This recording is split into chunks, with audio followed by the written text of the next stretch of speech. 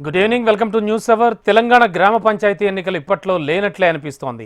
కొత్తగా ఏర్పడ్డ రాష్ట్ర ప్రభుత్వం ఆ దిశగా అడుగులు వేస్తున్నట్లు కనిపించడం లేదు. ప్రజాపాలన కార్యక్రమాలతో బిజీగా ఉన్న ఎమ్మెల్యేలు, మంత్రులు పంచాయతీ ఎన్నికలను పట్టించుకున్న వాతావరణం లేదు. ఎందుకంటే జనవరి 31తో తెలంగాణలో పంచాయతీల గడువు ముగుస్తోంది. ఎన్నికలు జరపాలంటే డిసెంబర్ 31 నాటికి నోటిఫికేషన్ రావాలి. ఇప్పటి వరకు ఆ ఊసే లేదు. దీంతో పంచాయతీ ఎన్నికలు ఇప్పట్లో లేనట్లే అనిపిస్తోంది. గ్రామ పంచాయతీ ఎన్నికల నిర్వహణకు ఎన్నికల సంఘం అధికారులు సిద్ధంగా ఉన్నా ప్రభుత్వం నుంచి స్పందన రాలేదని సమాచారం.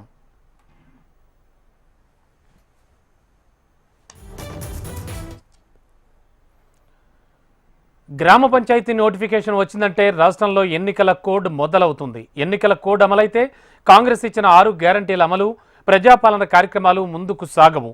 ఇచ్చిన హామీలు నెరవేర్చడం మాట అటుంచితే హామీల అమలును ప్రారంభించకుండా పంచాయతీ ఎన్నికలకు వెళితే గ్రామాల్లో ఎదురు దెబ్బ తగిలే అవకాశం ఉంది. అయితే లోక్సభ ఎన్నికలు ముందస్తుగా వచ్చే అవకాశాలు ఉన్నాయన్న టాక్ కూడా నడుస్తోంది.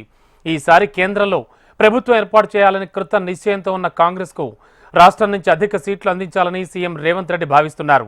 లోక్సభ ఎన్నికల కోసం పనిచేయాల్సి ఉంటుంది. ఈ మధ్యలో పంచాయతీ ఎన్నికలు వస్తే సమయం సరిపోదన్నది కూడా పంచాయతీ ఎన్నికల వాయిదాకు మరో కారణంగా కనిపిస్తోంది.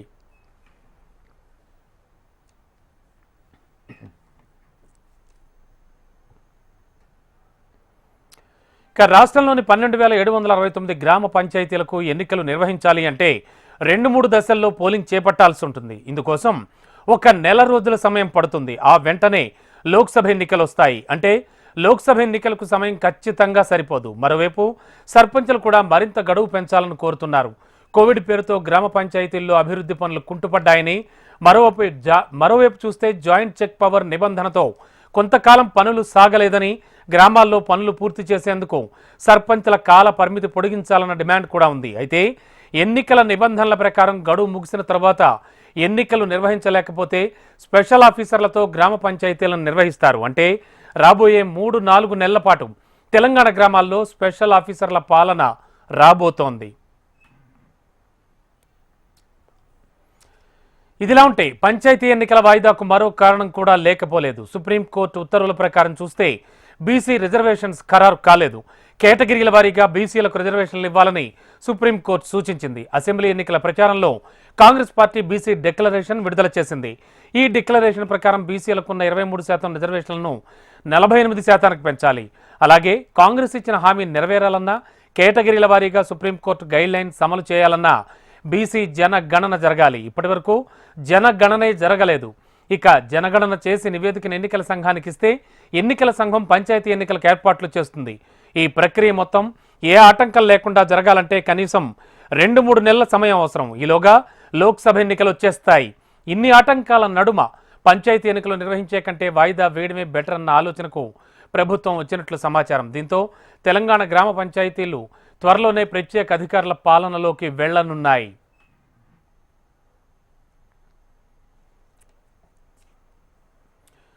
ఇదే అంశంపై లేటెస్ట్ ఇన్ఫో అందించడానికి మా కరెస్పాండెంట్ ప్రవీణ్ సిద్ధంగా ఉన్నారు. ప్రవీణ్, గ్రామ పంచాయతీల ఎన్నికల విషయంలో ఏం జరుగుతోంది? అసలు ప్రభుత్వం ఆలోచన ఏ విధంగా ఉంది? ఎస్ రామబాబు, వచ్చే నెల 31వ తేదీ వరకు కూడా గ్రామ పంచాయతీలకు సంబంధించిన సర్పంచ్ల ఆ పదవి కాలం ముగుస్తుంది. వార్డు మెంబర్స్ కావచ్చు, ఉప సర్పంచ్ కావచ్చు, వారందరి పదవి కాలం ముగుస్తుంది. కాబట్టి అప్పటి వరకు ఎన్నికల నోటిఫికేషన్ వచ్చి మాత్రం ఎన్నికలు జరిగితే ఆ కొత్తగా సర్పంచ్ల ఎన్నిక కూడా జరగబోతుంది. కానీ ఇప్పటికీ అలాంటి ప్రసక్తి అయితే ఎక్కడ కనిపించట్లేదు. ఇప్పటివరకే ఆ రాష్ట్ర ఎన్నికల కమిషన్ కూడా పూర్తి స్థాయిలో సిద్ధమవుతుంది. ఎన్నికలు నిర్వహించడానికి మాత్రం ఇప్పటివరకే ఆ పంచాయతీ కార్యదర్శుల నుంచి కూడా ఒక రిజర్వేషన్లకు సంబంధించిన ఆ రిజర్వేషన్లు తెప్పించుకున్నారు. గతంలో కూడా ఆ కొత్త గ్రామ పంచాయతీలు ఏర్పడిన తర్వాత మాత్రం ఆ గ్రామ పంచాయతీలు మాత్రం 10 సంవత్సరాల పాటు కూడా అదే రిజర్వేషన్ అమల్లో ఉంటుందని చెప్పేసి కూడా ఇప్పటివరకే తెలిపిన నేపథ్యంలో ఆ రిజర్వేషన్లకు సంబంధించిన మొత్తం పూర్తి స్థాయిలో ఇప్పటివరకే ఆ డేటాను కూడా తెప్పించుకున్నారు. ఒక పక్క ఆ బీసీలకు సంబంధించిన మాత్రం బీసీల జనగణన జరగాల్సి ఉందని చెప్పేసి కూడా ఒక పక్క చెప్తున్న నేపథ్యంలో మాత్రం బీసీల జనగణన జరిగితే మాత్రం ఇప్పటివరకే కాంగ్రెస్ పార్టీ ఏదైతే బీసీ డిక్లరేషన్ చేసిందో ఆ సమయంలో మాత్రం బీసీలకు 48% రిజర్వేషన్లు కూడా అమలయ్యే అవకాశాలు కనిపిస్తున్నాయి. ఇలాంటి సమయంలో మాత్రం ఒక పక్క బీసీ జనగణన జరగాల్సి ఉంది. దాంతోపాటుగా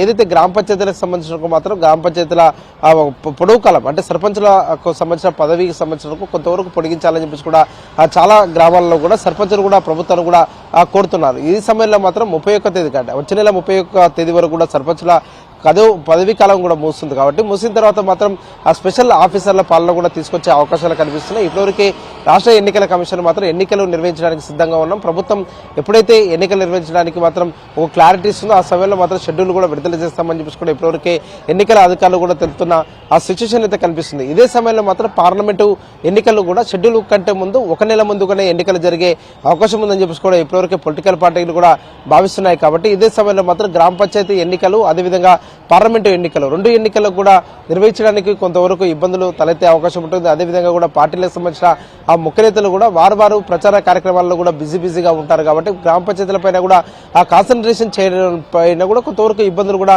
ఆ తలెత్తే అవకాశం ఉందని చెప్పేసి కూడా వాళ్ళందరూ కూడా ఇప్పటివరకే భావిస్తున్నారు. ఇలాంటి ఆ సమయంలో మాత్రం గ్రామ పంచాయతీ ఎన్నికల సమస్యకు మాత్రం సర్పంచ్ల ఎన్నికకు మాత్రం దాదాపు 3 నుంచి 4 నెలల తర్వాత మాత్రమే ఎన్నికలు జరిగే అవకాశాలు కనిపిస్తున్నాయి. ఒక పక్క ఆ గతంలో ఏర్పడిన కొత్త గ్రామ పంచాయతీల రిజర్వేషన్లు కావచ్చు, అదేవిధంగా బీసీలకు సంబంధించిన ఆ రిజర్వేషన్లు కూడా పెంచాలని చెప్పేసి కూడా గతంలో కూడా ఆ ప్రభుత్వం కూడా భావిస్తుంది. కాబట్టి ఈ నేపథ్యంలో ఎన్నికలకు సంబంధించిన నోటిఫికేషన్ ఎప్పుడు రాబోతుంది అనే దానిపైన కూడా ఇంకా ఒక స్పష్టత అయితే రావాల్సి ఉంది. కానీ ఫిబ్రవరి 1వ తేదీ నుంచి కూడా తెలంగాణ రాష్ట్ర వ్యాప్తంగా కూడా స్పెషల్ ఆఫీసర్ల పాలన కూడా వచ్చే అవకాశాలు కనిపిస్తున్నాయి రాంబాబు.